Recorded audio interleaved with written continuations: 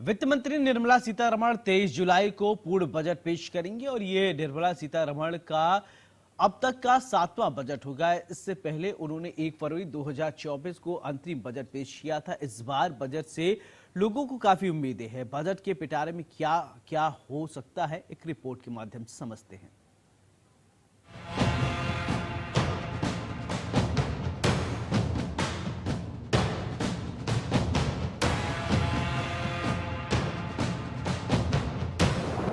आम बजट से आम आदमी उम्मीदें लगाए बैठा है। मोदी 3.0 के पहले बजट से उम्मीदें भी बेतहाशा लगी हुई है। हर वर्ग को उम्मीद है कि वित्त मंत्री निर्मला सीतारमण के बही खाते से उनके लिए योजनाओं का खजाना खुल जाएगा। किसानों को उम्मीद है कि कृषि क्षेत्र के लिए नई योजनाएं आएंगी। किसान सम्मान निधि 6,000 से बढ़ाकर 8,000 कर दी जाएगी। किसान क्रेडिट कार्ड की सीमा 3 लाख से बढ़कर 5 लाख हो जाएगी और मनरेगा में कृषि से जुड़े काम भी जोड़े जाएंगे। किसान बहुत सारी आशाएं लगा के बैठे हुए हैं। 10 साल का कार्यकाल मोदी जी का गुजर चुका है। किसानों को जो कुछ लाभ मिला उसके लिए किसानों ने उनका स्वागत भी किया। आज अगर वो तीसरी बार प्रधानमंत्री बन के आए हैं तो कहीं ना कहीं किसानों का बहुत बड़ा सहयोग उनके साथ रहा है। मगर जिस उम्मीद से किसान आशा लगाए बैठे हैं, मुझे लगता है कि मोदी जी को विशेष तौर पे किसानों पे ज़्यादा ध्यान देना चाहिए। जो मोदी जी का तीसरे कार्यकाल में पहला बजट आ रहा है, इससे काफ़ी खासी उम्मीदें हैं हम लोगों को। जैसे कि देखिए, जो खाद में रेट बढ़ा हुआ है और खाद कम 45 किलो का कट्टा आ रहा है। मैं इसमें मांग करूंगा आदरणीय मोदी जी से कि इसका रेट किलो 50 किलो पूरा किया जाए और इसका रेट कम किया जाए। और दूसरी बात है, हमारे जो भी नहरें हैं, यहाँ हमारे लखनऊ में राजधानी, उत्तर प्रदेश की राजधानी लखनऊ है। इस शारदा खंड टू एक लखनऊ नहर आई है, इसमें पानी कभी भी नहीं आता है, जिससे खास किसान हमेशा मायूस रहता है। आम बजट से महिलाओं ने भी बहुत उम्मीदें लगाई हुई है। महिलाओं को उम्मीद है कि रसोई गैस सिलेंडर सस्ते दामों पर मिलेगा, जबकि बढ़ती हुई महंगाई को काबू में करने का कोई मंत्र भी निर्मला सीतारमण के पिटारे से बाहर निकलेगा। उधर नौकरी पेशा महिलाओं को उम्मीद है कि टैक्स स्लैब में उनके लिए अलग से प्रावधान होगा। महिलाओं को टैक्स में ज्यादा छूट मिलेगी। कामकाजी महिलाओं को उम्मीद है कि उनके लिए पेड लीव बढ़ाई जाएंगी। आम बजट से बहुत कुछ मेरी अपेक्षाएं हैं, जैसा कि अभी एक गृहिणी अपने हर तरह से घर को संतुलित करके चलती है, पर जो है कि खर्चे दिन पर दिन बढ़ते जा रहा है, तो उसका बजट वो कितना भी बैलेंस करना चाहे, वो बजट उसका हर महीने बढ़ता ही जा रहा है। युवाओं ने भी बजट से बहुत उम्मीदें लगाई हुई है।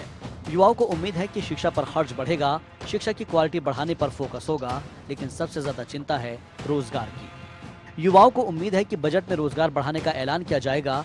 रेलवे में खाली पदों को भरने का ऐलान होगा। कौशल विकास का दायरा बढ़ाकर युवाओं में नया जोश भरा जाएगा। हर बजट में जो ध्यान रखा जाता है वो गरीब वर्ग का ज्यादा ध्यान रखा जाता है और उच्च वर्ग को बजट से कोई फर्क नहीं पड़ता है। पर इस बार बजट का मिडिल क्लास का ज्यादा ध्यान रखते हुए शिक्षा के क्षेत्र में सबसे ज्यादा ध्यान देने की जरूरत है। जिससे आशा है मध्यम क्लास के व्यापारियों को कुछ फायदा दिया जाए। इनको न तो किसी तरह का इंश्योरेंस का फायदा, आज किसी के नुकसान हो जाता है इनको फायदा नहीं मिलता। किसानों का कर्ज माफ होता, वो एक्सीडेंट होता तो उनको सबको फायदा मिलता है। व्यापारी को फायदा मिलना चाहिए। आज व्यापारी कितना इनकम टैक्स देता है, इस पे कोई स्कीम लानी चाहिए और एक इनकम टैक्स की छूट सीमा बढ़ानी चाहिए। डिफेंस सेक्टर ने भी बजट से खासी उम्मीदें लगाई हुई है। जवानों को उम्मीद है कि अग्निवीर योजना में किसी बड़े बदलाव का ऐलान होगा। सेना को उम्मीद है कि उन्हें आधुनिक उपकरण खरीदने के लिए अलग से बजट मिलेगा। डिफेंस सेक्टर को उम्मीद है कि बजट में 10% तक बढ़ोतरी होगी। डिफेंस बजट को बढ़ाकर 6.5 लाख करोड़ किया जाएगा। मेक इन इंडिया हथियारों को खरीदने के लिए अलग से बड़ा फंड मिलेगा। हम आत्मनिर्भरता की तरफ कदम बढ़ा रहे हैं। हम डिफेंस एक्सपोर्ट जरूर कम कर रहे हैं, लेकिन जो प्राइवेट जो प्लेयर्स हैं इस फील्ड में, जो मेक इन इंडिया के तहत जिनके ऊपर बजट बढ़ाना, वो भी एक एंगल है जिसको देखा जाएगा, एग्जामिन किया जाएगा। DRDO के रिसर्च एंड डेवलपमेंट, उनके इनोवेशन का बजट बढ़ना चाहिए। इसके अलावा जो तीनों सेनाएं हैं, सशस्त्र बल हैं, चाहे वो आर्मी हो, नेवी हो या एयरफोर्स हो, उनके बीच में उनके लॉन्ग टर्म प्लानिंग के हिसाब से कैपिटल अलॉटमेंट होनी चाहिए। उधर हेल्थ सेक्टर की बात की जाए तो हेल्थ सेक्टर से जुड़े लोगों को उम्मीद है कि सरकार का फोकस गांव और कस्बों तक हेल्थ सर्विसेज को बढ़ावा देने पर होगा। साथ ही गरीबों तक अच्छी स्वास्थ्य सुविधाएं पहुंचाने पर भी सरकार फोकस करेगी। ग्रामीण क्षेत्र में स्वास्थ्य सेवा ज़्यादा से ज़्यादा उपलब्ध हो और उसमें छोटे छोटे कस्बे में, छोटे छोटे गांव में ऐसा होना चाहिए कि लोगों को बड़े कस्बे में जाने का ज़रूरत नहीं हो। प्लस जो नया नया मेडिकल चालू तो हो रहा है, लेकिन वहाँ पर अभी सुविधाओं का उतना नहीं हो पा रहा है, इसलिए सुविधा उपलब्ध हो। एजुकेशन, हेल्थ और फूड, सो सरकार सब प्रयत्न कर ही रही है, लेकिन कुछ कुछ जगह पे अभी भी रिमोट एरिया में जो अपने सरकारी हेल्थ सिस्टम है वो है, लेकिन उतना स्ट्रॉन्ग नहीं है। तो जो इंफ्रास्ट्रक्चर है उसका ज़्यादा अच्छे से डेवलपमेंट करना, सारी दवाइयाँ अवेलेबल कराना, और छोटे छोटे सेंटर पे सिस्टम है, डॉक्टर्स है, कभी कभी कुछ जगह पे डॉक्टर नहीं होते वो भी है, लेकिन वो ज़रा जो सिस्टम है उसको ज़्यादा स्ट्रॉन्ग करने की ज़रूरत है, उसके पीछे एक्सपेंसेस बढ़ाने की ज़रूरत है। उम्मीदें तो बहुत है। नौकरी पेशा लोग सालों से टैक्स में छूट का इंतजार देख रहे हैं, लेकिन हर बार खाली हाथ ही रह जाते हैं।